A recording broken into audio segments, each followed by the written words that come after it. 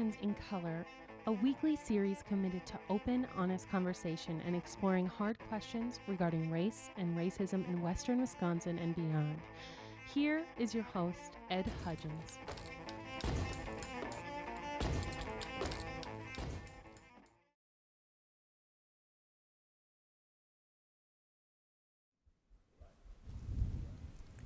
Well, hello there, and welcome to this week's episode of Conversations in Color, emanating from the beautiful RCU Theater here at the Pablo Center at the Confluence. My name is Ed Hudgins, and I'm so glad that you are joining us. We're going to talk about monuments. We've entitled the episode Monumental Problems. We're going to talk about monuments and what they mean and how we should respond to them, especially ones that are more controversial in nature. But before we get into talking about that, I want to talk a little bit about what we do here in Conversations in Color. We're really about creating space for us to have conversations as a community, whether we're talking about here in Western Wisconsin, here on the stage, or broader than that. A space where we can talk about issues dealing with race and racism, and lean into hard questions, and a kind of a safe space to do that. That's really what the emphasis here is all about.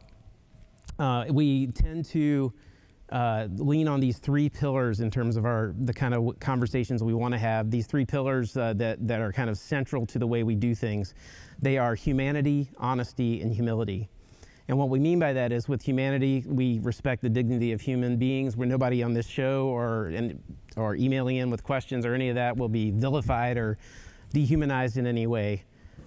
For honesty, it's just we got hard things to talk about, and we want to lean in with honesty and be honest about what's really there and not sugarcoat things. And then lastly, and really super importantly, is humility. That as we're discussing things as heavy as race and racism and the topics that surround that, that we do so knowing that none of us has a full grasp on anything when it comes down to it. We're very limited as human beings, and so humility is required. So before we go any further, it is really important that I introduce to you my partner in crime. She is the president of Uniting Bridges. She is a professor at the University of Wisconsin-Eau Claire. She is a provocateur at large, and my partner in crime, Dr. Selika Ducksworth-Lawton. Welcome, as always. Thank you for letting me be here. You know, provocateur at large. Occasionally I will be the silliness producer, or the inject the realism in here. That's right. If we start talking about Prince, it might be my fault. But for those of you who weren't sitting in here with us before this, we were talking about Prince and some interesting lyrics. And some people who seem to have forgotten how babies were born. All right, I need to go ahead and cut you off at this point. I'm also here to be serious. I am theoretically supposed to be the so-called expert over on this side, which usually turns into I'm either convincing with him or I'm over here going, what? So don't mind me. Well, you'll add to the conversation more than you'll take away, I'm quite sure. I hope so. Ed is the adult in the room. Oh boy. Oh boy. Okay, well, we do have some other folks with us, and I want to introduce them to our listeners. First, we have Dr. Cheryl Jimenez-Frei, and she is a professor as well at the University of Wisconsin-Eau Claire, and focuses on public history, Latin American history. She is also a gaucho. She taught Gaucho, yeah. That's right, and you were there for about 7 years, is that right? I was, yeah. For my master's, I got my master's in Latin American Iberian Studies, and then my PhD in history. So great. Yeah. And did you go to school there as well? Well, yeah. I was getting my master's and my PhD there. What do you mean? I'm sorry. See, I'm not the adult in the room, clearly. Yeah. So I was at UCSB for 7 years. Just moved to Eau Claire about a year ago. So okay. Feel free to just slap me around later. Thank you for correcting me there. Yeah. And we were talking earlier about just how cool a team named Gauchos is, but yeah, you were saying that there's potential that there could be a change, right? Well, what's interesting, actually, it does tie into what we're talking about today, because actually what I study primarily is monuments is one of them, but I study cultural history, and so what's interesting about the Gaucho is an Argentine cowboy, for anybody who doesn't know. So There's nothing wrong with an Argentine cowboy. They're actually very celebrated in Argentina, but they were not in the 19th century, which I'll talk a little bit about. So thinking about what's venerated, what's rejected, in the 19th century, Argentine intellectuals hated the gaucho. They, it was just this miscreant, savage, mixed race wanderer in the plains of Argentina. And so by the early 20th century, the gaucho becomes this sort of mythic figure, like the U.S. cowboy. Is that, from what I understand in U.S. history, it's the same, right? The U.S. cowboy is rejected and sort of becomes this icon of identity. But with UCSB, I'm not sure what the connection with. There isn't a connection why they named them the Gauchos, but there is. It's a cool name. It's a great name, let's be honest. But there is controversy because the mascot himself is basically, he represents a lot of stereotypes of Mexicans. He has like a Mexican bandit, Mexican revolutionary, Pancho Villa type of figure. Mexico and Argentina are obviously very different. Right. And so the students at UCSB last year voted to change the mascot to a raccoon, to a mapache. Which is super great. We'll see if I don't know if that'll be approved, but it's another one of those questions that maybe we'll get to today, thinking about like symbols and what do they mean, and should we change them? What do they represent? Who we want to be? Or absolutely, yeah, we got a lot to explore. Yeah, for sure. And lastly, but certainly not leastly, we have Dr. Latrice Donaldson, who is a professor at UW-Stout, working in the social sciences department, and she has a book that recently was published called, and I have to read it because it's a long title. That's what we do. We're historians. Yeah. We have long titles. It's called Duty Beyond the Battlefield, African American Soldiers Fight for Racial Uplift, Citizenship, and Manhood. And you know it's an academic book because there are years behind the title, 1870 to 1920. She also, I understand, has an affinity for DC Comics. I do. I'm a huge DC Comics fan, and I now that I think about it, maybe I should have just went with Duty Beyond the Battlefield as you read it, as you say it aloud, as you look, and then I'm like, yes, it's a really long title, but I'm a huge. The last thing I wanted to do was make you feel bad about the title of your book. No, you didn't. I'm just thinking about, for my next book, we need to maybe, I'll talk with my co-author and be like, well, do we need the dates? But,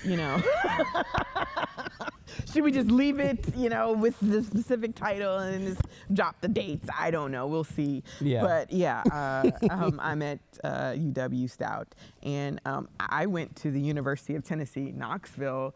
We're the volunteers. And I'm also a tiger. I'm this tiger. So, no controversial, no.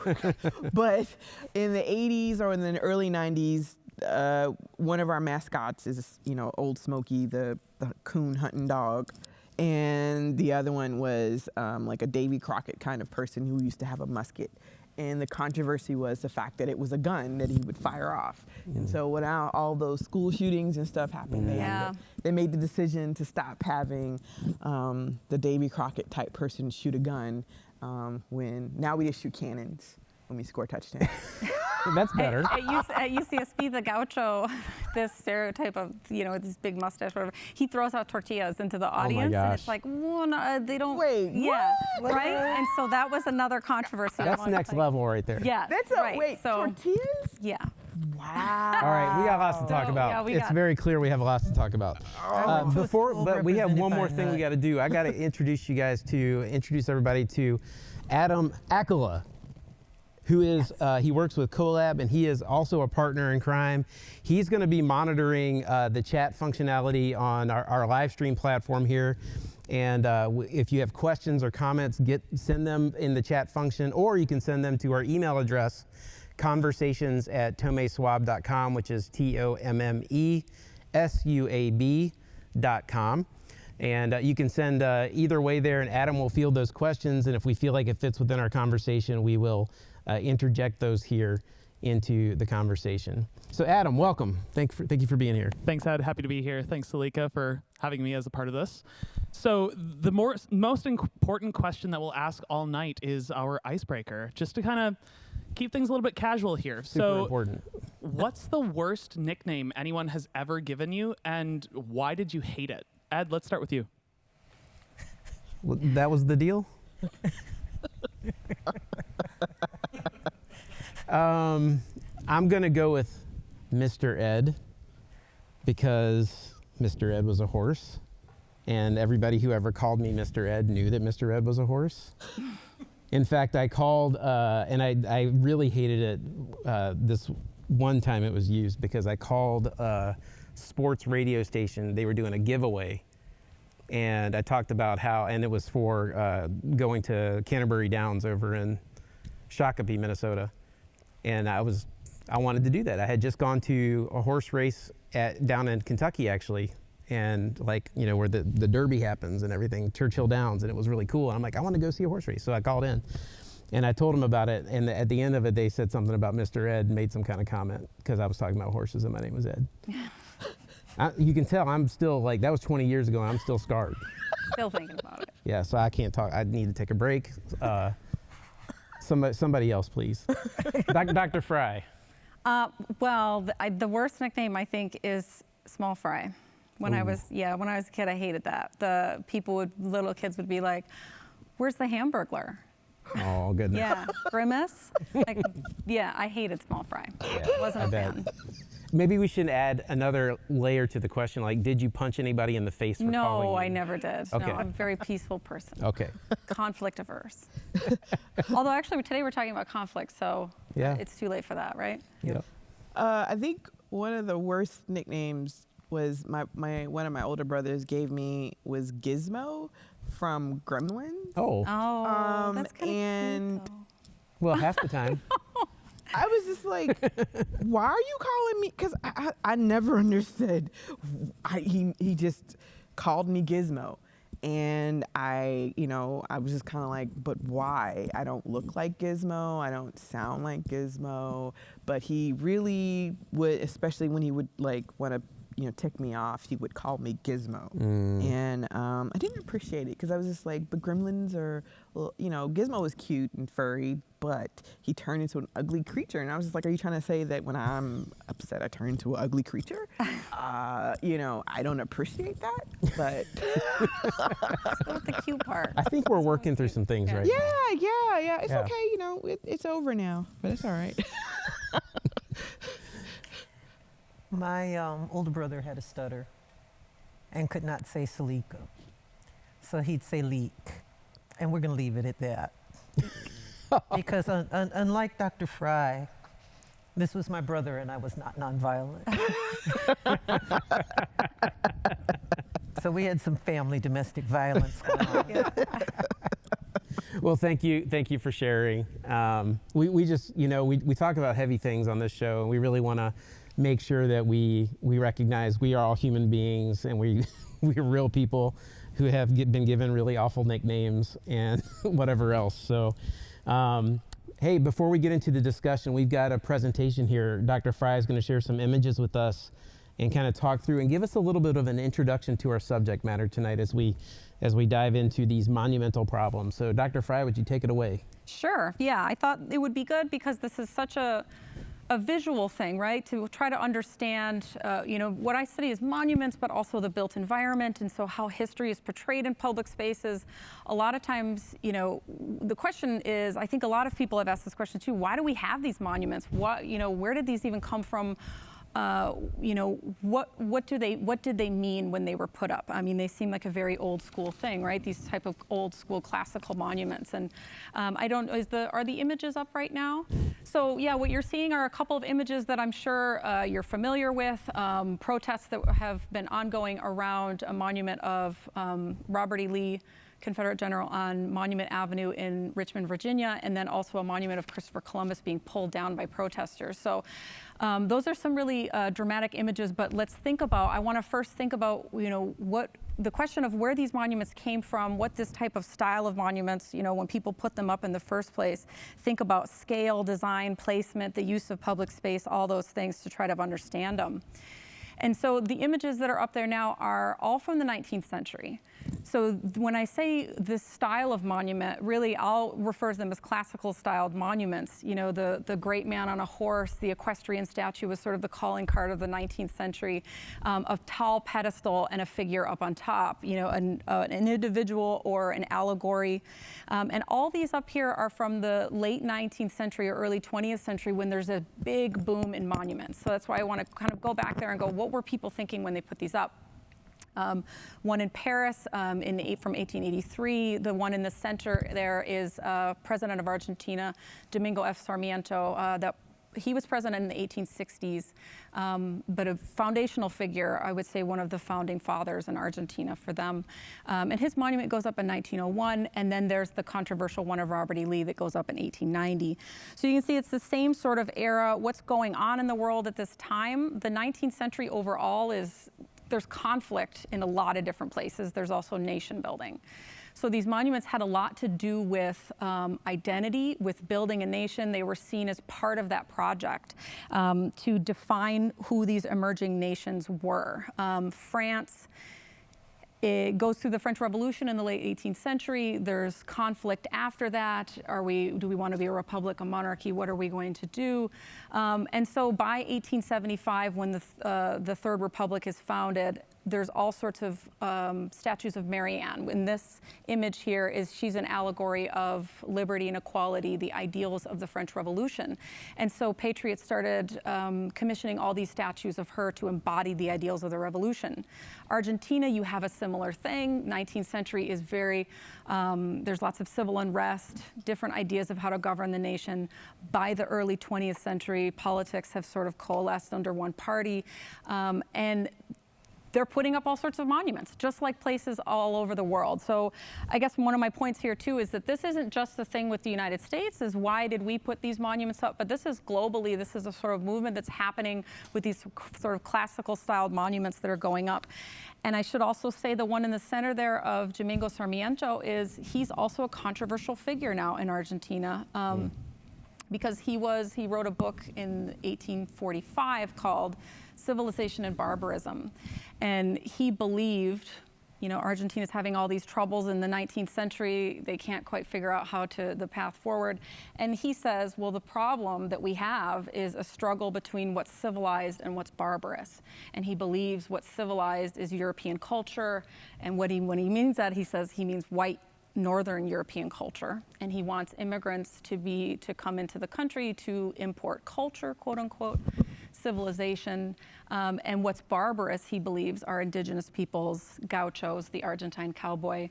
And so his views, his writings on indigenous peoples are pretty racist, and so his statues are controversial now. And so you see in that picture too, there's children around it. Part of these monuments too that I want to point out at the time, now we sort of look at them and we go, does anybody even notice it? I'm not even sure, what does it even mean? Now we're asking questions about it. But in the late 19th century, early 20th century, these were a big deal. And so in that image, there's kids around them. It was about ceremony too. It was about, you know, you have this figure on a pedestal, but it's also about commemoration and, like, you know, the ideals that were embodied in the monument, sort of constantly getting those in people's heads. And so there's the Robert E. Lee statue that comes out in 1890, or that is inaugurated in 1890. Of course, we're going to talk about the Civil War today and Reconstruction. And so the U.S. in the same way is going through a traumatic 19th century, and there's an idea of who are we? Who are we building our identity? And so for the U.S. South, that comes to Confederate ideals. Essentially what these monuments were meant to do, they were supposed to be didactic. They were offering moral, patriotic, and cultural lessons. An example, I'm going to go back to these just for a second, because that allegory of Mary Ann, of liberty and equality, she's up on the top. Sarmiento was seen as the example of virtue and patriotism. And so that's how these were explicitly understood in this period. That's what they were supposed to be, examples for other people to follow.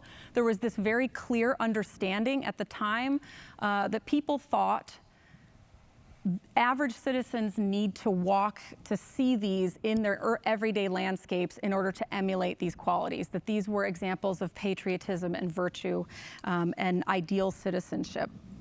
And so I think what else is important to point out before we start talking about these, sort of getting into these issues, these monuments, is we could see what their function was supposed to be. They were very clearly supposed to be didactic, instructive.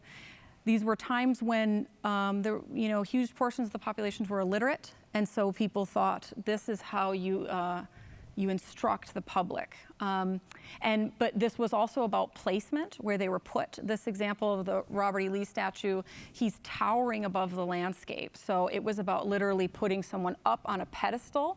So you have this, the figure, the individual is exalted, and is up on a pedestal separated from the viewers below, physically. So that was actually something really important about these monuments, is trying to get them bigger and bigger at that time. And so the placement is important. Think about this picture here too, with all the traffic is moving around him. People, the public moves around Robert E. Lee as the example in the center of the city. These monuments were often put in courthouses for courthouse grounds for a reason, particularly Confederate monuments, especially around the civil rights movement, to send a message. Is that with Confederate monuments, it's pretty clear. We will get more into that, I'm sure, when we all talk, but these were to reinforce an idea of white supremacy. And most monuments, more often than not, tell you a lot more about the moment that they were inaugurated and the vision for the future that their founders or their funders had than they do about the past. They're actually not about the past. They're about a vision for the future. And so in the case of Confederate monuments, we can see a lot in the context of when they go up. It tells us a lot about these monuments. And so you can see on this graph here, this is data compiled by the Southern Poverty Law Center, where there's a huge spike in monuments in the early 1900s, so between 1900 and 1920. The United Daughters of the Confederacy, they're founded in the late 1800s, or 1894, I believe. And they commission a great deal of these monuments. You can see a big spike in the early between 1900 and 1920, but then also in the 1960s around civil rights. And this period earlier, it coincides with Jim Crow segregation. It's if you look at the time, we're historians, we think about context, what's going on in that moment. It's very interesting with these monuments, they do not go up right after the Civil War. They go up quite a bit after. And so a big part about this is reinforcing ideas about the sort of identity, who we want to be. We want to validate, or those behind these Confederate monuments, they wanted to validate the cause of the Confederacy, which was explicitly to preserve chattel slavery. So that we can't get around that, right? Is that, and the second graph that I want to put up really quick is schools and colleges. So there's a big spike of schools and colleges from 1954 to 1970. 1970 was not that long ago. An uptick in schools and colleges named after Confederate figures. So not just monuments, but other honorific things, and maybe we'll talk about some of that too, is that, commemoration, veneration, something that's honoring them, but also telling, it's sending an explicit message. This is an example of patriotism, of virtue, of good morals, and it's explicitly or implicitly telling Black Americans, who's still in charge. The Confederacy lost, but who's still in charge here? So monuments and the lost cause, I think Dr. Donaldson, you'll fill more in there because we'll talk more about the lost cause, but these became such a central part of inscribing the lost cause narrative into public space. And I think one of the big things that I do want to talk about is that how important public space is, how powerful it is, what these symbols are, what they say. Even if we don't notice them at first, we do see them as something that's up on a pedestal that we are honoring. And so the lost cause narrative, which I'm sure we'll talk about more, but essentially was about divorcing slavery from the from the Confederate cause, making it more about preserving Southern heritage. And the Civil War, as we know, was about slavery. So the last few images I want to show is what this monument looks like now, this moment, like how we got to be, right? And so this monument of Robert E. Lee goes up in 1890. It's quite strange, actually, because the Confederacy loses the war. So when you think about the fact that there generally aren't monuments to the losers of a conflict. But a monument is interesting because its form is permanent. They're made out of bronze, out of marble, and so it's meant to be a fixed representation of the past. Our understandings of the past are not fixed, though, right? As historians, we know that. We ask new questions, we gain new evidence, we start to gain new perspectives. Our collective values are not fixed, and I will argue too, and many other historians who study monuments have said similar things, is that these weren't about history, these were about values, these were about identity. And so our values change, our ideas of who we are as a nation. And so we're seeing that on these monuments now is our sort of reckoning with that, right? Is people asking these questions. And also thinking about parts of the past that are erased from these monuments. So you have Harriet Tubman projected on there, George Floyd. I think these are incredibly powerful images. That's why I wanted to show them, is that these spaces, these public spaces, are very powerful. There was a clear understanding in the late 19th century, early 20th century, how powerful public space was to tell these narratives. These were not benign, they were never apolitical, they were always understood as political statements and about identity and values. And so, you know, our understanding of those things changes, so why not the commemorative landscape? You know, that's the questions that we're grappling with now, is that cities change, urban landscapes change, our understandings of the past are not fixed. But having these projections on here, here's Frederick Douglass is another one. It's like these monuments are being reclaimed. These are spaces that were explicitly supposed to exclude Black Americans. And so I think these are incredibly powerful. Maybe something we can all sort of talk about too, is how these public spaces, you know, in centers of cities, by courthouses, et cetera, were understood very clearly as powerful. And so now it's like, you know, these spaces are being recaptured with the graffiti, with these projections. I think they're very powerful. These two images also really struck me of young Black women, ballerinas, sort of grace in the face of conflict in front of the monument. There's many photographs that I've seen like this that I think it's really interesting that our understandings of monuments can change. This monument, I think, has become something new, right? That it's been reclaimed. I'm really interested to hear your perspectives on all this too. I think that there's a ton to talk about, so I'm gonna finish this, I promise, I'm ending. But the last thing I wanna say is that classical monuments, the hero on a pedestal is very old school type of thing, right? And so there are newer monuments that say different things, that talk about painful pasts, is that the Civil War was painful, slavery's painful. The monuments that are controversial now with these Confederate monuments, they are glorifying a painful past, which is why we're having issues with them. But this is the Vietnam Veterans Memorial. I'm sure everybody's familiar with it.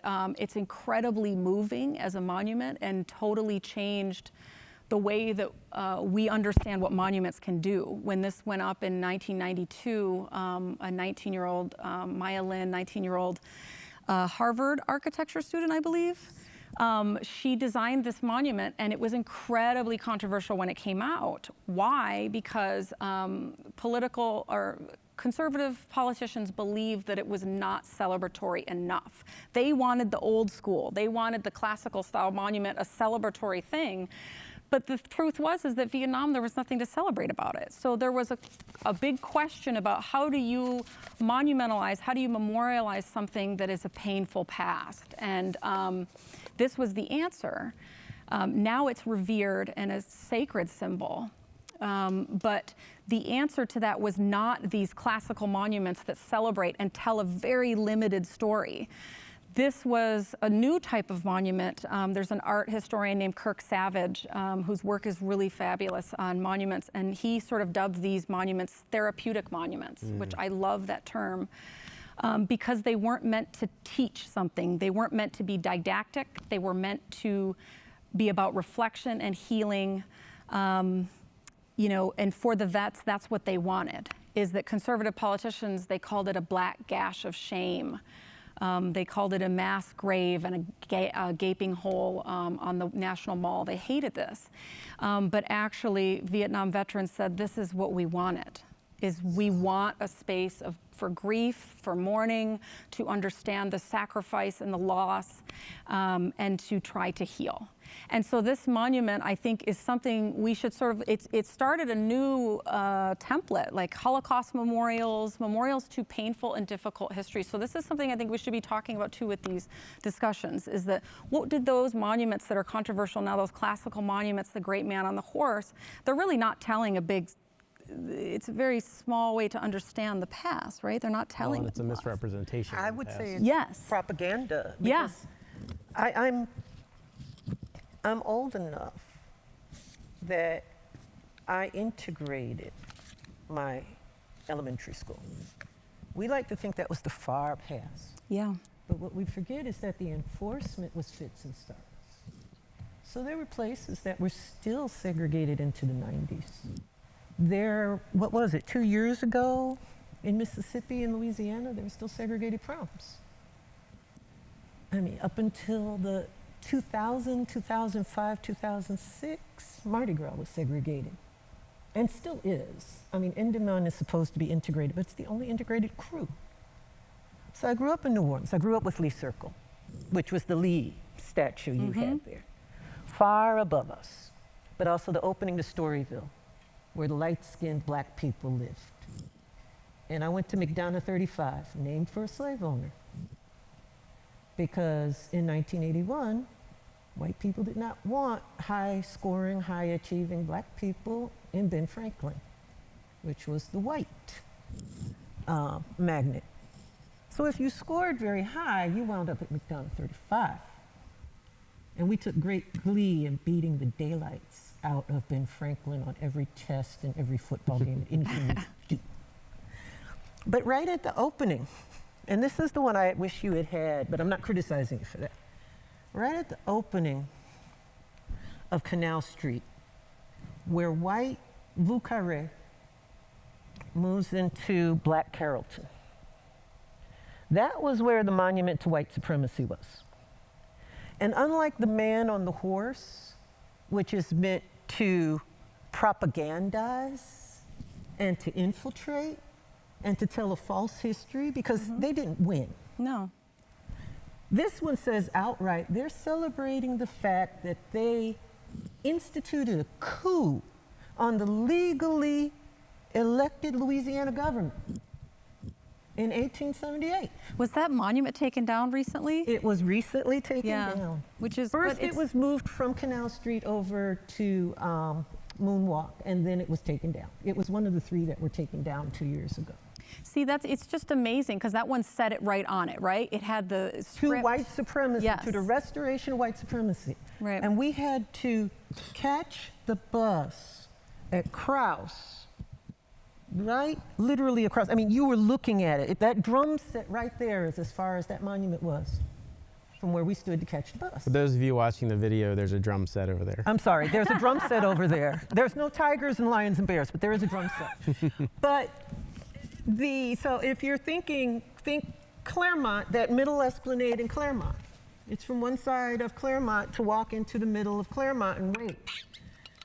And so we would, while we were waiting for the bus, because the Morrison only came like once every 30 minutes, we'd go over there and wipe our feet on that monument. Because, you know, we have these monuments, but we also have a story of black survival and resistance. Right.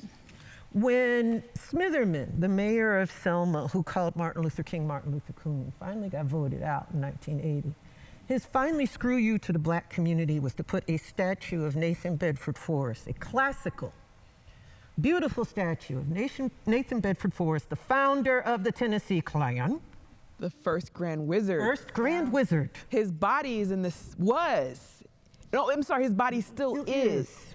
His body still is in the center of Memphis, Tennessee. The statue was taken down Well, they moved it to the Confederate cemetery after they cut the head off it and found it. But it was right at the opening of the black community. It was a screw you to the black community. It's sending a very clear, we were talking about this the other day, that you know, you want to talk about cultural history and symbols, bones, bodies, that means something, is that it's like the relics of the saints. You have his body. They move. Literally watching over. Exactly. So yeah, that's sending a powerful symbol. Yeah, they moved his body from Elmwood Cemetery, where he was initially buried. Like, so he didn't want his body there. His body was buried in Elmwood Cemetery, and in the early 1900s, the Daughters of the Confederacy moved him and his wife and erected this statue in the center of Memphis, Tennessee, which has always had this large African-American population. And you have the first Grand Wizard of the Ku Klux Klan, a prominent slave trader who used to shoot people in the head who he thought deemed unworthy or unsellable on the riverbanks of the Mississippi River. And this is what they, I mean, you know, and he would rape women. Yeah. I mean, they would rape the women on the road. They didn't bother to cover it up. They just pulled them off to the side of the road. They would rape them. People would talk about these slave trains, and he's not the only one. There's several who are famous. And you would hear the screaming of the women as they were raped, the screaming of the children as they were dragged, the screaming of the men as they were killed if they could not keep up. Yep. As they were sold down to Louisiana, to Mississippi, to Alabama, and they thought they would die there. And many did. He also had a security guard, by the way. He had a private security guard protecting the statue that guarded that whole thing 24 hours a day. All right, so I have to interject at this point. Okay. So what you're saying is that these monuments to these Civil War Confederate heroes were not really meant to be celebrations of the South and these heroes. They had another purpose in mind. Well, I would say they were celebrations of the South and these heroes to them, but they were celebrations of the Southern way of life, they would say, right? But that means chattel slavery. Like, that is what cannot be obscured in this, is that you hear these arguments now that say, oh, taking them down a racist history, you don't have to look any further than the monument itself to see history being erased. Is what history is not in that monument. First of all, you know, learning history from a monument is just a really flawed thing to do anyways. It's a pretty limited venue to try to understand the past. We can ask all sorts of questions about it. If you want to dig into the context, you can learn quite a bit, but your average person is not going to do that. They're going to see the example of virtue, and I think I wrote down this quote, actually, that on the inauguration of that monument of Robert E. Lee, he was called, at its unveiling in 1890, one speaker at the inaugural ceremony, that Lee was the quintessential example of moral strength and moral beauty. That's what it was about, was holding up, what does he believe, though? He fought for the Confederacy. Yeah. I mean, that's the thing, is that it's telling a limited past, but it's also, it's saying the Confederacy lost, but this is still how we want things to be. In his diary, he thought he would be hung as a traitor. Because he was a traitor. Because he was a traitor. So we have these statues to traitors who shot on the American. When I went to Montgomery, and at the State House grounds, they had the statue to the Confederates. I asked, where do you have the statue to the people who beat them? Right. And the docent said, this isn't my fault. And I'm like, but you have a statue here to people who shot on the American flag. The monument you have to the people who died in World War I and World War II is a simple pyramid, and it's so far back nobody can see it. I mean, if you really wanted to honor the honor of Confederate soldiers on the battlefield, or Civil War soldiers in general, have a slab where they can mourn. It's like the slab at Andersonville. There's a set of square monuments to all of the Union soldiers who were killed by evil, vicious guards when they were POWs. 700 Wisconsin men were executed, died of dysentery, died of starvation, died of dehydration, influenza. in Andersonville. And there's a monument there. And it has a flat, and it has all their names on it. And when my students go to see that, they put their hands on the names, and that's their great-great-grandfather. That's somebody they have a connection to. It's like the Vietnam Veterans Memorial, Yeah. right? It's about reflection. It's not about celebration, because actually it's not a celebratory narrative. Why would we celebrate the Civil War? The Civil War, it's horrific. The soldiers hated it. Yes. The Confederate soldiers wanted to go home. Many of them were drafted. You have in Nuances, Texas. They rose up and they were shooting at the Confederates because they didn't want to fight for them. There's all of these problems trying to get people to fight. They don't tell you that story. Well, and if we could, let's just back up for a second. And Dr. Donaldson, I would ask you to comment about what I'm about to say. Okay. So you can correct me if I'm wrong. Okay. But we are talking right now, and we have some basic assumptions that we're sharing about the nature of the Civil War, the nature of the Confederacy.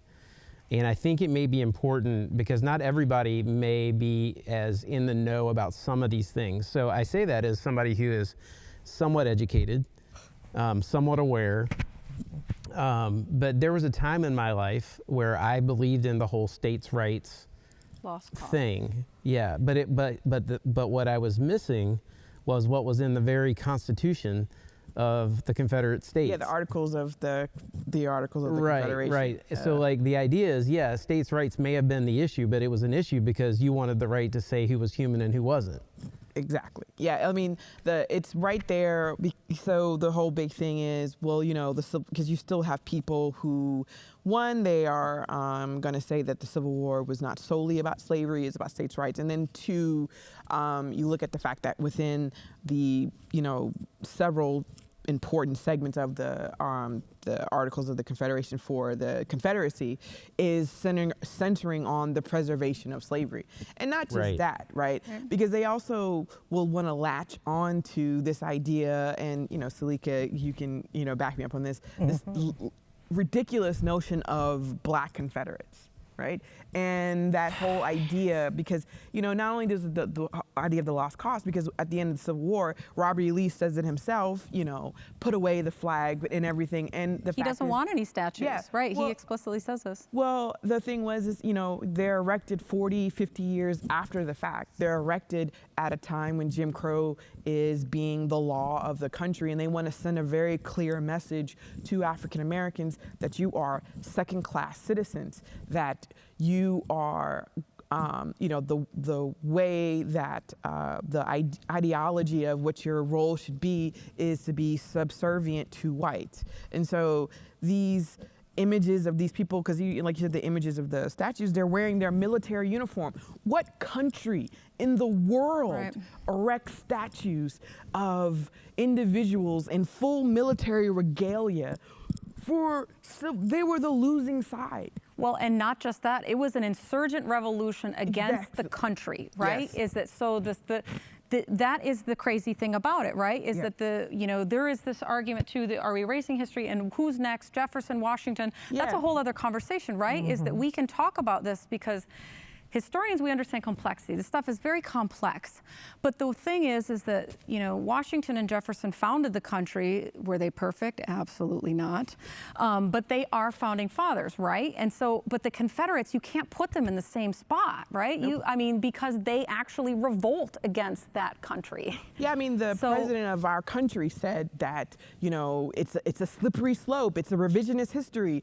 Who's next? You take down Robert E. Lee, you take down Stonewall Jackson. How can they be in the same? And then now you're going to have Thomas Jefferson, you're going to have George Washington, and you're kind of like, pause, sir. First of all, Thomas Jefferson was not that revered in the 19th century. Yeah. In fact, people could not stand him because they blamed him for getting the White House burned down. So, this whole idea of revering Thomas Jefferson, there was like a little county in Virginia that liked Thomas Jefferson.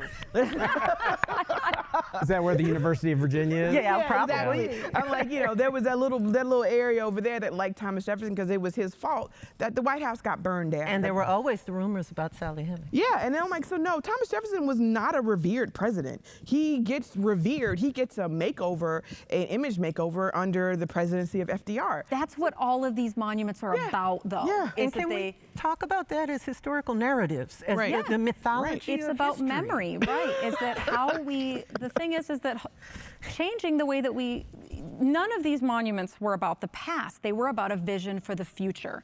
The United Daughters of the Confederacy were obsessed with the future of how people in the future they wanted to prepare people to defend the ideas of the Confederacy, the ideals of and so erasing slavery from the narrative, cleaning that up, making it nice and clean about heritage. All of these monuments, the one I showed of Sarmiento in Argentina, were about his vision for Argentina, civilization versus barbarism. He said, we will be civilized, we will be European. And so this is who we want to be, Columbus. Why are there statues of Columbus in the United States? He didn't even get here. I know, you kind of like, and then like, you kind of want to go with, well, sir, Christopher Columbus actually didn't make it to. Whenever you throw out the sir or the ma'am, I know something goes about the time. Well, and she's talking about this historical fanfic. Yeah. And we talk about this period, and it's 5 years. But with the genius, the evil genius of the Daughters of the Confederacy is they won the peace. Yeah. They controlled the historical narrative. I was taught this. I did not. It was a war of northern aggression, ma'am. And they started it, and they invaded us, and then I get into my graduate class in Civil War, and Dr. Dillon hands me the telegrams about Fort Sumter. And I'm like, they fired on Fort Sumter? And he's like, yeah. Oh, that's right. You did your history in Louisiana. See, that's the thing, is that history's powerful, right? And the United Daughters of the Confederacy realize that history and memory and identity, all of these things, it's wrapped in that, and it becomes about this sort of, people feel an emotional connection to it. And when it's like, no, objectively, this is the truth and that is not. It's, we're historians, we look at the documents. What do the documents say? The articles, what Article 4 says, we are seceding to keep slavery. Exactly. That's it. And the secession documents say it. The Cornerstone speech says it. The minutes, I give my students all of the correspondence between Lee, Stevens, and Davis. Yeah. And Stevens Lee has people, the Confederate soldiers were deserting. I mean, Confederate soldiers didn't want to fight. They thought they were fighting for rich men's slaves. Yeah. That's the 20 Negro law. And that's why they resisted. So you have Lee who's saying, let me arm the slaves and give them freedom. And you have Jefferson Davis and Stevens going, we can't do that, then what are we fighting for? I mean, it's right there in black and white. Explicit. Yeah, they're like in the last few months is when they decide, well, we'll try to arm some enslaved people, but and then it comes with this whole myth of the Black Confederate, and you want to say there were 0 Black Confederates. There were some Black people who shot back at Union soldiers because they were servants, they were slaves, and brought there by the, and they were like, oh, there's a musket ball shooting at me. I need to fire back, so I need to save myself. Yeah. But no, they're not trying to fight to preserve the Confederacy, and it's total nonsense. Yeah. But if you go on Twitter, and you'll see this whole ridiculous, because people actually, I had to give a lecture at a school in Virginia, actually explaining to students that no, there were no Black Confederates. Please understand, there were no Black people who served voluntarily for the Confederacy. If they were there in some sort of uniform, it was because they were servants and they had to wear those things. They had no choice. They were valets. Yeah, but they were not there because they wanted to be. They were there because slavery was a benevolent institution and all these things, right? These lies that are told ordained by God in the Bible. And how could you give a Black man? How could you give a Black man who was supposed to be inferior a gun and not think he'd turn it back on you? if you were a Well, Confederate. that's what they were always afraid of. I mean, that was the whole thing, right? Yeah. That's the Right. whole fear was the idea of, because I mean, it goes well into the in the late 19th century when blacks become soldiers, this whole fear of seeing that black man, at the time, only black men could serve, seeing that black man in that blue uniform, what that means, what that meant, what that, what it means to have them have that gun so they could defend themselves, to have that U.S. and that eagle on their shoulders for their uniforms. But yeah, I mean, that's the idea of arming black men. Is going to always have, and it's still to this day, people still fear. Well, the Black Panthers. I mean, Yeah, exactly. Well, even now, the black militia groups that are guarding neighborhoods. Yes. But can I back it up too? Yeah. Sure. When you look at the black coats, Right. they had to have explicit exceptions for black soldiers because the federal law that made the 4 standing regiments said explicitly that black men could keep their guns. They Right. had a right to keep their guns. So the only ones in the counties who had guns were the veterans, because the black codes in every state stripped black people who were not veterans of any right to have a gun. So veterans become this special target of the Klan. If you go to the EJI's monument to the lynching victims, it's almost, when you look at it, the World War I, the 1919, Yep. that's a lot of veterans coming back in purposely, uniform.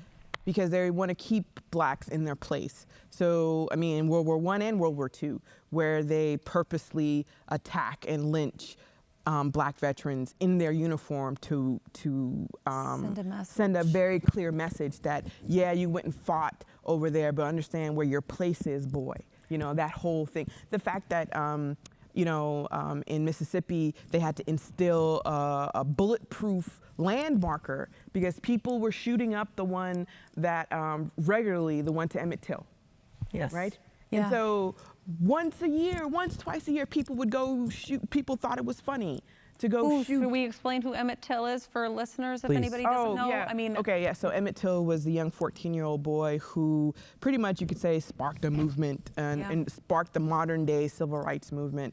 He was lynched in Mississippi, and his body was dumped into, he was accused of whistling at a white woman, and she claimed that he did this. Now, mind you, she has since retracted that statement, but she, whatever. But she told her brother and her husband, and they went to his house, pulled him from his bed, and then took him to the Tallahatchie River, where they, brutally mutilated his body.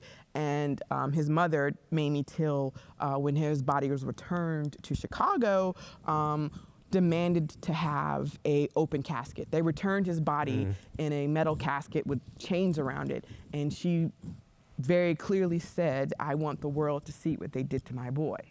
And the 2 white men got off, but his picture was,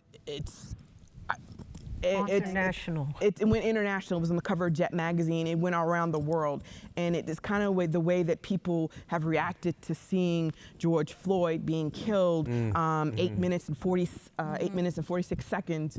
That kind of visceral reaction. John Lewis talks about it. The late John Lewis. The fact that they saw, and thousands of people went to Chicago to see his body. Thousands of African Americans in the rain walked by his coffin. And so to have in 2019 people shooting up his, and posing, University of Mississippi white college students posing in front of the marker with their guns after they had shot it up, but you have no proof of that. And then they finally instilled a bulletproof marker. And I mean, the fact is, people are like, oh, we're not over Emmett Till's death. How do you think we'll ever, we're still upset about that. And it's so, like, that Emmett Till can't even have that public space. He can't even have that black people can't even be given this tiny commemoration because this, it says something. Our monuments are trees. Right. Our monuments are bridges. When I was at St. Tammany Junior High, and I'm saying the name because I want y'all to understand where it was. Old Spanish Trail, part of Highway 190. That used to be the only way you could get from the North Shore into New Orleans. There was just one bridge to do it. So everybody had to go past it. So you had this black high school there, St. Tammany. And there was a tree there right at the opening of the black area called Possum Hollow. And when I was in junior high, I didn't understand why my dad, who was coach, and the other teachers wouldn't let us sit under that tree. It was the only tree there to shade us. It's the only tree. And it wasn't until I was 30 that they told me that was the lynching tree. And they would leave the bodies there so anybody who was going on Highway 190 would see it. And you have to understand, I'm old enough. The Klan was still marching with Confederate flags. The Klan is when still I marching. As a teenager, with those hats up and with the guns, because Louisiana is an open carry state. In Louisiana, every black community, everybody had guns because, okay, we're a little different than Mississippi. If the Klan comes through our neighborhood, we're gonna shoot at them. That's armed self-defense. But one of the reasons why they wanna keep this space from us and they go after the veterans is veterans went after armed self-defense. Yep. And they remember those black Union soldiers, and they're still mad about the black Union soldiers. They're mad about the 54th Infantry Regiment They are. in 1863. So we've got a few questions from the community, and we, believe it or not, we don't have that much time left. Oh, Oh God, you went, whoa, oops, sorry. No, this discussion Did we go has till been 9:30 or 9? till 9. Oh, okay. Yeah, no, the discussion's been great, and really, even talking about Emmett Till's case and his body being shown for what it was, a mutilated child. Yes. Just thinking about the visual aspect of that and how that impacts somebody. And you talked about Dr. Ducksworth-Lawton. I got to call you Selika. Just call me Selika. I'm not on campus. Yeah, well, and you're my partner in this thing, so. But you were talking about monuments being trees and bridges, and I'm thinking about the kind of the irony of those kinds of visual monuments, the body of a mutilated child, a bridge, a tree, compared to these grandiose statues done in this classical style in the middle of the public square. I think the irony is pretty stark there, and what one is saying and what the other is saying, pretty dramatic difference. And the reason, so I need to segue into these questions because these are important, and actually this first one here relates a little bit to something that when you were talking about, Dr. Frei, you were talking about Sarmiento's book, the Civilization of Barbarism, yes. And thinking about, and then you also mentioned something about most folks being illiterate. And so Sarmiento could very easily be a heroic figure if he's portrayed that way to people. And a lot of people won't get the difference because they can't read his book. Well, and because things are complex, right? History figures are complex. Is that Sarmiento actually did some good things for the country, but he had some terrible other ideas. He's the father of education in Argentina. He was very into public schools, but nonetheless was a racist. And Robert E. Lee might have been a really nice guy at home. Right. So how do you pick? That's the thing. They can't see this my is face. one thing that in terms of these monuments, it's like these are very old school types of monuments. The venerating, it's different. That's why I brought up the Vietnam Veterans Memorial, because our understanding of monuments has changed in what we put up. We don't put up these monuments anymore of these, I guess some people still do, right? But they have, they're putting them up to values or what they, their identity. But maybe we could say that the types of monuments that would be less controversial, this idea in the 19th, early 20th century about venerating, exalting the individual to represent the whole, they're all complex, these figures. Like you're going to find something about all of them, right, that is less savory. Yes. But like a monument to liberty, the one in France of Marianne to liberty and equality and fraternity, it's not controversial because those are ideas that we can all believe in. Right. And so, that Sarmiento, yes, certainly a complex historical figure. And some people in Argentina would defend him to the death, is that he is seen as a founding father. Sure. But didn't Argentina kick, as I recall, I think didn't Argentina remove or forcibly remove like a monument of several monuments? Well, no, one of not Columbus, just that, but I mean recently. like people of color, like when yes, yeah, they see, that's why it's also so. Sarmiento writes in 1845. He says the answer is to import civilization and get rid of barbarism. He wanted to whiten, and which is why Argentina, compared to the rest of South America, has more European. Is very it's heavily Italian. So there's a lot of long story short, essentially, Sarmiento has this vision. He doesn't implement it as president, but there is a president named Julio-Eau Roca. And the monuments of Roca are incredibly controversial in Argentina. He becomes president in the late 1800s. He's a military general. He's the man on the horse. He heads several campaigns of genocide against indigenous peoples in Argentina. And he actually says, he uses the U.S. as a template. He says that his words were, the U.S. solved their Indian problem, and now we will solve ours. So he uses U.S. westward expansion, as his template. And so they don't open reservations, so they just, they starve indigenous peoples, they push them out into Patagonia, into further territories that are inhospitable. And so, yes, there is a big, essentially it's a genocide, and then an attempt to replace the nation with European immigrants, which is what Sarmiento had dreamed of. But who comes? He had really wanted Northern Europeans. A lot of Italians showed up, and he did not see Italians as white, and that was the same a lot thing of people did. Yes, it's always a fun thing is to remind Italians. For a long time you were black, so especially Sicilians. Yeah, if they go to New Jersey, Southern Italians. So I gotta be disciplined, y'all, because I'm kind of running off the. It's not just you. I mean, I think we could talk about this stuff all night. I mean, but I want to get to these questions. These are really good practical questions. So. Can you speak to the process of removing monuments from our communities, how it could happen in a manner that people can better understand why they might be removed and agree or submit to it? And I think, Ed, it's also important to recognize maybe the impetus of this question in our community is most of these monuments are removed in the midst of protests. Right. And it is important to recognize that destruction of property is a legitimate form of protest. Yeah. The American Revolution began with the Boston Tea Party, a legitimate removal of property from a ship and thrown into a harbor. So this is a legitimate form of protest, but even though right now, this morning, we saw the removal of the Hiawatha statue in La Crosse and all the public outcry that came with that, even though the family that put the statue up was the one that advocated for its removal. So how do we start these conversations in a way, and how do we get people to understand that this is the correct thing to do? My people's money, our public money, has paid for these statues, and we've had to look at them for 150 years. The maintenance of a lot of them. The maintenance of them. Don't we get a turn in to say what's in our public space? But it really, I didn't want the protesters to take them down because that lets the politicians off the hook.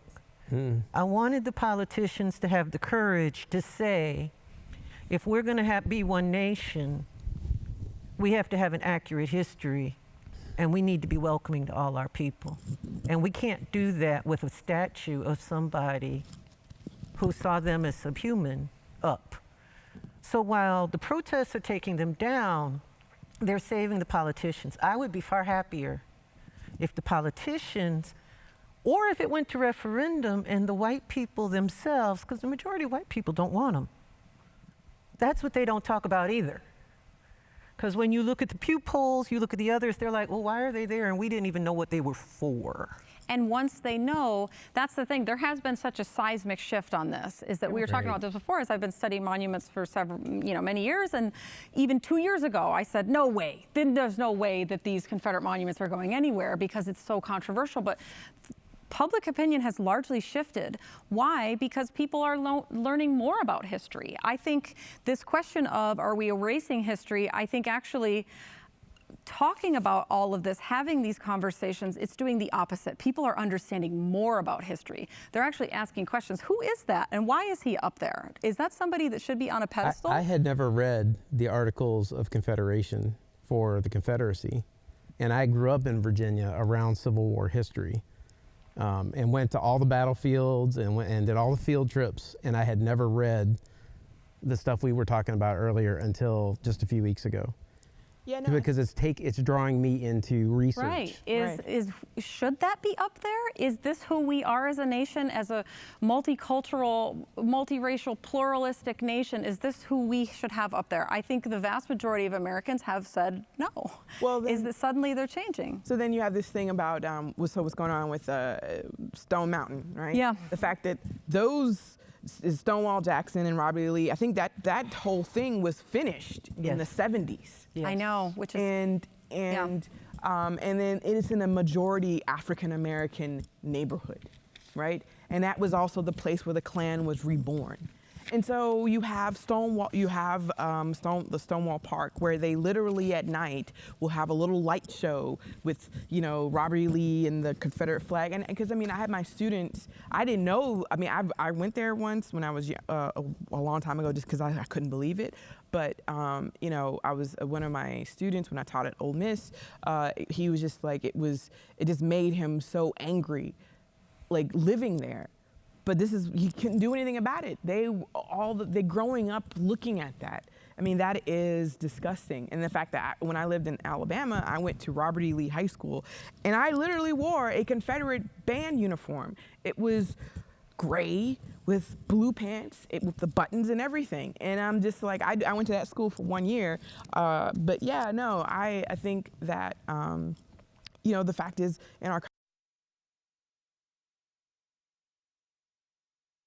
right? Because people are like, wait, what is that? Who is that? Why is that?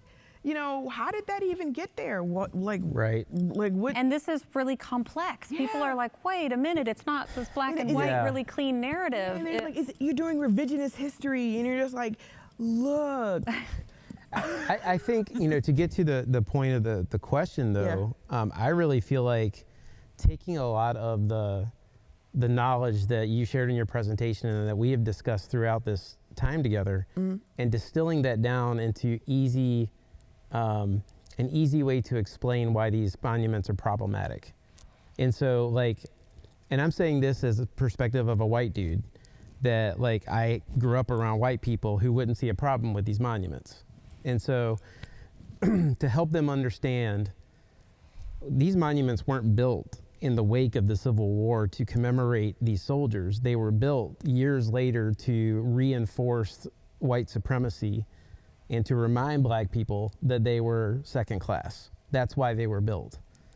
But even without giving all that extra detail, to say simply, this stuff was built 50 years after the Civil War, 40 years after the Civil War, and giving context to who built them, why they built them, and where they are in as simple a way as you can without overcomplicating it. I think that's kind of the key. Give the students. We act like a 12-year-old can't read a soldier's diary.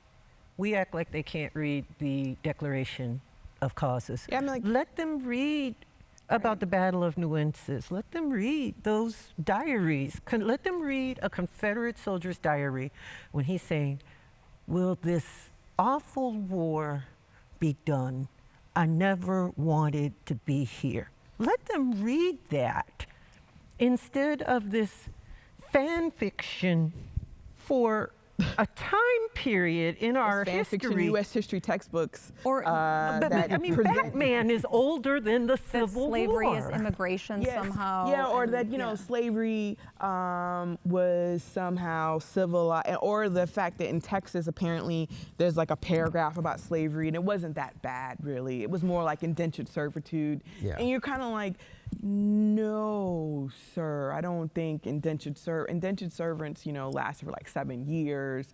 This is for life. Right. And their children are enslaved, and this is very different. Or they had slavery all throughout the world. I'm like, once again, this is still different than slavery in Greece or in Rome. This is still, slaves had rights in some of That's right. It's very, you can't correlate the two. And even the folks who wanted to use the Bible to justify slavery, the slavery that you read about in the Bible was a totally different class of slavery. Well, the slavery that we had here was dehumanizing and diabolical. Right. Well, Leviticus said you're, and they never used the word slave. It's the Aramaic word for servant. Set your servant free on the year of Jubilee, send him or her forth with her property and her possessions unmolested. You could not rape a servant. You weren't supposed to rule over a servant with rigor. You couldn't keep them for life unless they consented to stay with you for life. So we need to do a whole separate show on the year of Jubilee. Leviticus and Deuteronomy do not support slavery as it was in the U.S. But then you have the people who are like, well, we don't live under that, we lived under the new grace, the new dispensation of grace. And Jesus said, in God there is no slave and free, in God there is no male and female. Listen, I'm the one who did all the Bible college studying, and I just want to say we can't veer too far into that right now. Can I pull it back to because I think you're making amazing points about what it comes down to is that we're really bad at facing painful pasts in the United States. Historical amnesia. Yes, is that like we are not good at admitting things that we did wrong, and there's nothing wrong with admitting what you did wrong. Is that if you look at other countries, if I can try, we kind of go back to an international perspective, look at Germany. You cannot forget the Holocaust in Germany. It's everywhere, right? There's paving stones in the ground. They don't have memorials to Nazis, they have memorials to the victims. They have things that allow Germans, even from a very young age, to understand what had happened and why it was wrong and how this can't happen again. Also, the swastika is illegal there, but what they substitute and use now is the Confederate battle flag of Northern Virginia. Do they really? Yes. That's what they use to demonstrate their love for Adolf Hitler, is the little rebel flag that I see flying around Wisconsin, oddly enough. Yeah, I know. Which didn't get here. I got here in '93. I did not start seeing rebel flags here until 1998, until Dixie Outfitters and a bunch of characters in the new Klan started coming into this area and trying to claim that the rebel flag just meant rural rebelliousness. See, and that's the power of the lost cause, though, the power of reshaping that history, that memory. It is, I hope it's being dismantled. Something is changing, right? Like, give me some hope. On where. It depends on where and who. So the next question actually, I think, is pertinent. I'm going to ask Adam if you would address, and then I'm actually going to answer it first. Yeah, sure thing. So there is kind of this theory in the United States that because we elected Barack Obama as our president, that we live in a post-racial society. And there seems to be an argument of why didn't this happen? Why didn't we remove these Confederate monuments when Obama was president? Why didn't that happen? Because now we're in this post-racial society. So I know, right? If you could speak to that. I'm sorry. But it's a legitimate argument that people are experiencing in our community. I would like to, with your permission, I would like to address this. We shouldn't laugh at that question because it is a legitimate question, right? It's a legitimate question that somebody would ask. But the assumption behind it is what we're laughing at. Right. There shouldn't be the assumption. But I think it's not even just about that. I think it also might have something to do with just politics. Why did this not happen under the Democrat president? Not just the black president, but the Democrat president versus the Republican president, who a lot of Democrats hate. Who owns locality in the South? But hold on, though. Republicans. Hold on. It is. But this is not a political issue. This is not. But it is. Politics are a means to an end. The monuments themselves, I would argue, were always political, though. No, they were never benign. All right. Hold tight. The white Democrats aren't going to take them, and the white Republicans aren't going to take them out either. Let me say what I want to say here. Talking stick. Yes, right. No, all I want to say is, and this is very, to me, it's very simple. Why did this happen now versus why is this happening now versus when it happened under President Obama? Why didn't it happen then? And for me, it's very simple. It has taken time for us to keep seeing images of black men and black women, or stories of black men and black women being killed by the police, being harassed. It has taken time for a lot of people to hold up, Selika. Let me finish my statement. I'm gonna let you finish. I know. I'm already excited to say something too. So here's the thing. Here's the thing: is I have been the first to admit I went through a phase where I would hear stories from the black community about what was happening, and I had never seen it. So I didn't believe it. And then I started seeing video, and then I started seeing pictures. And now you have George Floyd being murdered being held down by the police officer's knee for almost 9 minutes, on the heels of a white woman in Central Park calling the police saying that a black man was threatening to attack her or whatever, or threatening her when he was just taking a picture, and on the heels of the Ahmaud Arbery thing, all that stuff happening rapid fire in the wake of this collective, cumulative amounts of information we're getting about what was actually happening. And then Rona, because people I know, I would argue that the pandemic also has a role. I agree. I would argue that black people are fed up and that there are enough white people who have black children that they are finally paying attention, because it's not that the police just started shooting black men. Oh yeah, no. And it's not like Rodney King didn't happen, exactly. It's not like we've never had the video. The video has always been there, the images have always been there, but we needed white people not to turn away. And now we have an internet, we have a social media, and even though it creates certain bubbles, it pops certain bubbles. So the people who want to say that's not happening now get slapped in the face by the black person they didn't know was lurking, going, what are you talking about? Well, also, but I mean, I'm also gonna go on to say that the forced stay at home, the fact that people could not escape. That's right. The 8 minutes of watching this police officer and this man cry out for his dead mother. Yeah. You can't. People couldn't. There was no way for you to turn it off. Well, you try to turn it off. It's on the radio. You try to close the newspaper. I'm gonna read a newspaper. It's there in the newspaper. The fact they went in Breonna Taylor's house and she was asleep.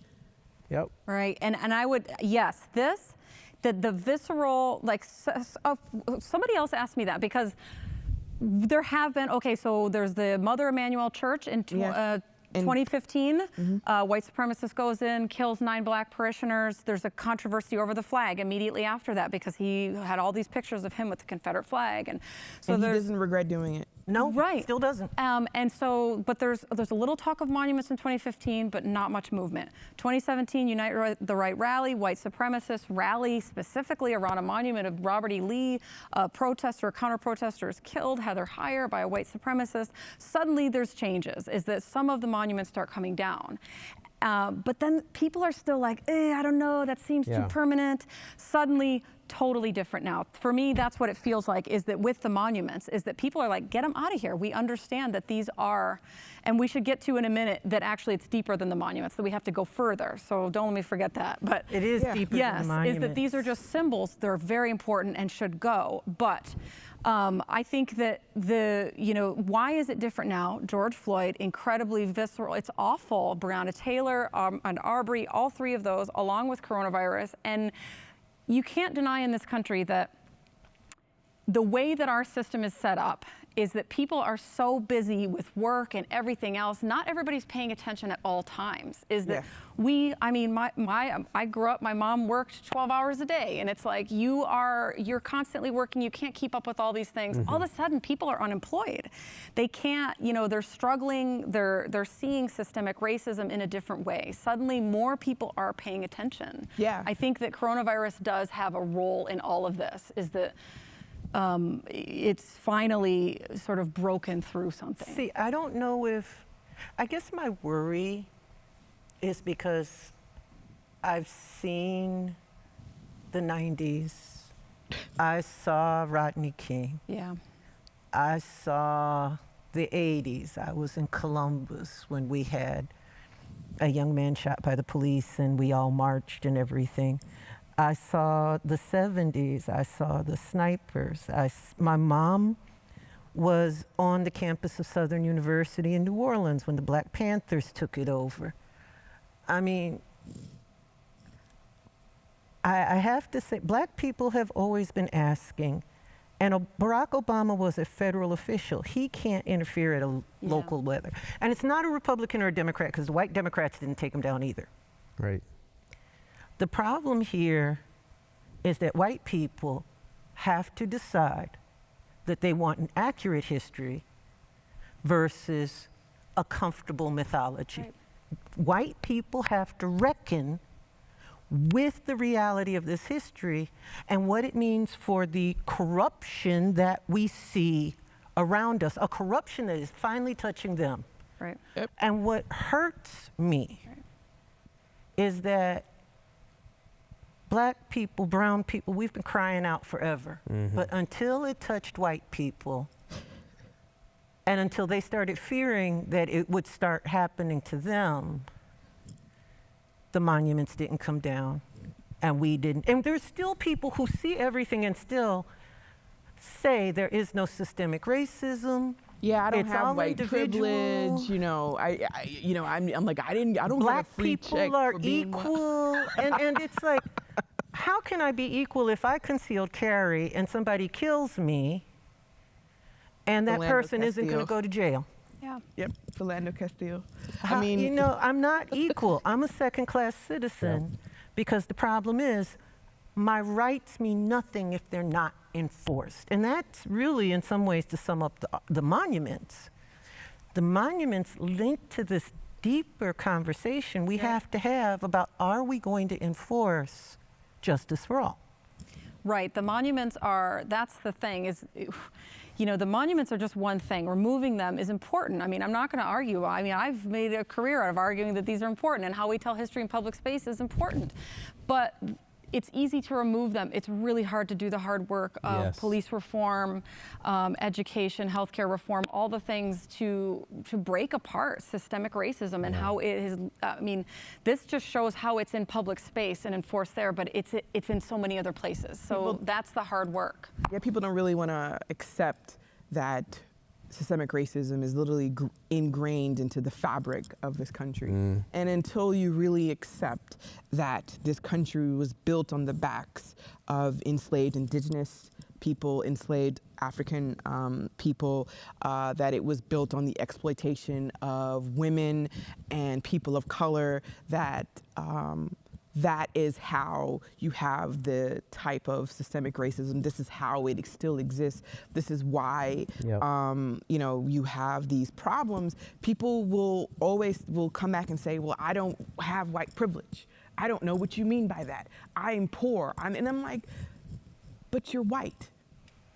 And if I walk around my neighborhood, which has happened, where I'm walking around my neighborhood and then I come back from my daily walk and there's a police car sitting on the corner that wasn't there initially when I left because I'm the Black person walking around my neighborhood. I have to get nervous.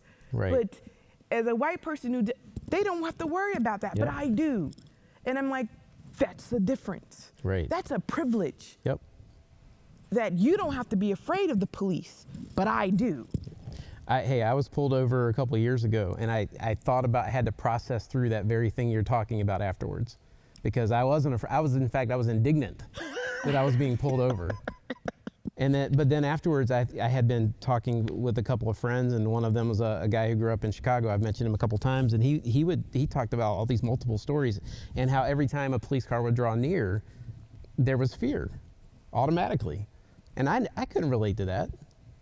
And that's for me, that defines like part of my experience with white privilege and being a beneficiary of it.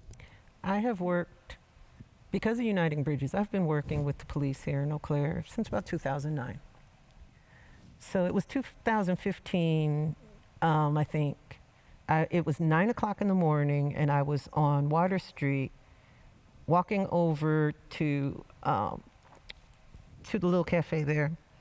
And somebody yelled the N-word at me out of a car. We had a police forum that was going to be later that week, and I was just kind of in shock because, you know, I'm sorry, drunken racists, okay. At midnight, okay. It's 9 freaking a.m. in the morning. You're supposed to be sober. What does this mean? So I chewed it over, and I mentioned it to some friends, and at the forum where Chief Stanishewski, the former chief, and the DA and some other people were there, one of my friends outed me and brought it up.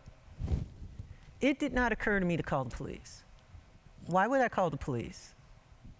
they might say, you know, I was wearing a suit. I was in bougie wear. I was full black bougie drag.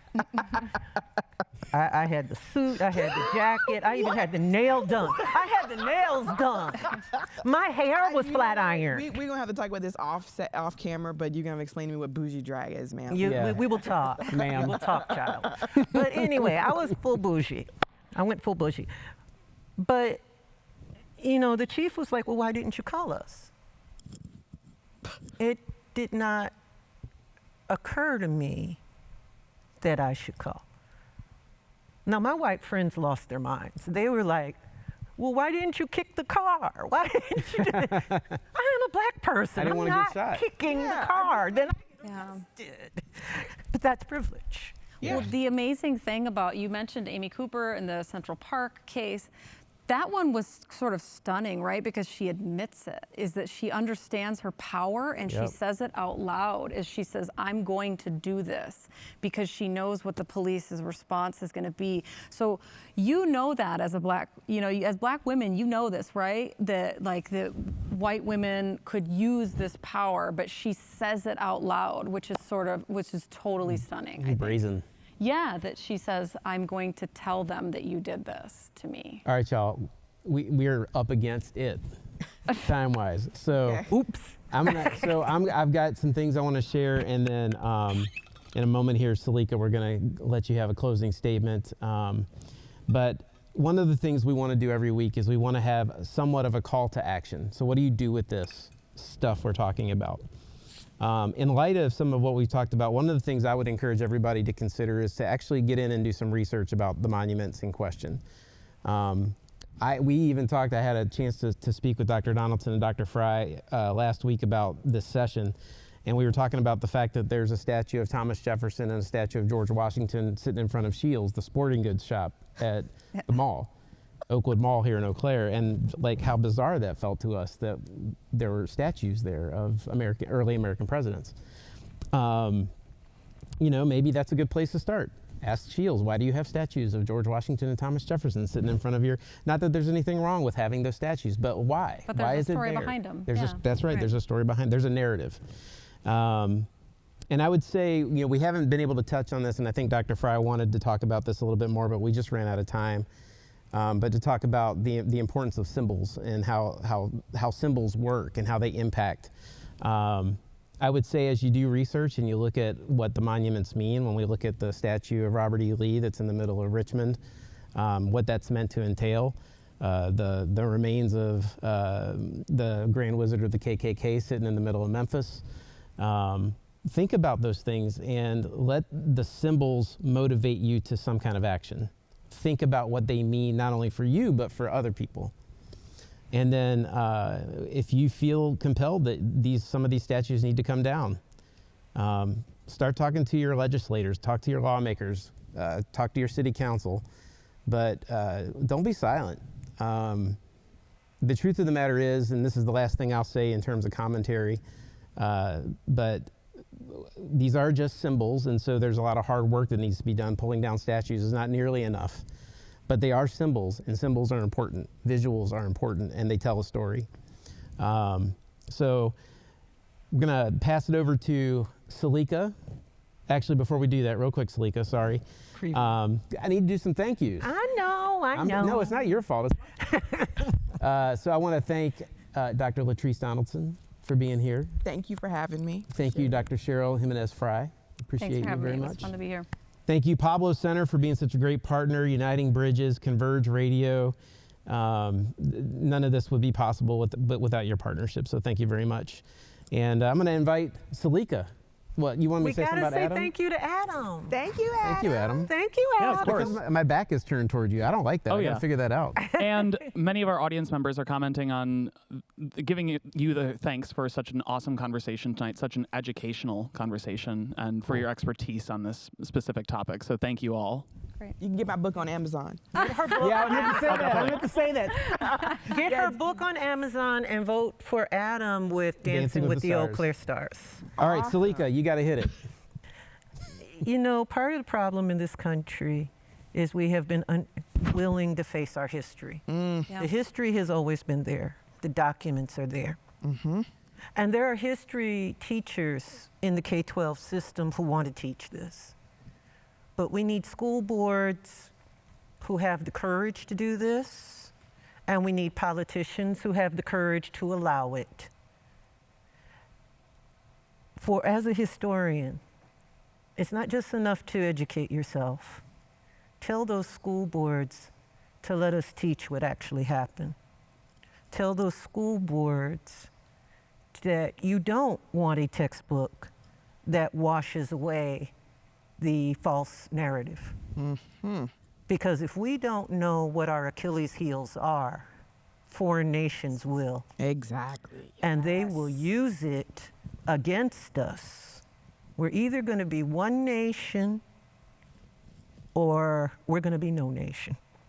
And the thing that'll bind us will be this history. And I think it's actually incredibly patriotic, right? To think about your country and think about the things, like people always say, well, they want this false narrative about American exceptionalism. And it's like, it's okay to look at the bad parts. It's actually, that's the best thing. How can we be better? There's, you know, be best. Honoring the good stuff doesn't mean anything if you ignore the bad stuff. Exactly. Right, and it's actually, it's not political. It's this. These are what the documents. If you read them, this is, and it makes you more informed. It makes you a better citizen of a functioning democracy. There's all the, you know, the 1,000%. All right, so Selika, I love y'all, but we got to stop talking now. Okay. So thank you, everybody. Want to mention next week, I'm very excited about next week's show. We're going to be talking about the Hmong experience in the Chippewa Valley in western Wisconsin, and I'm really excited about that.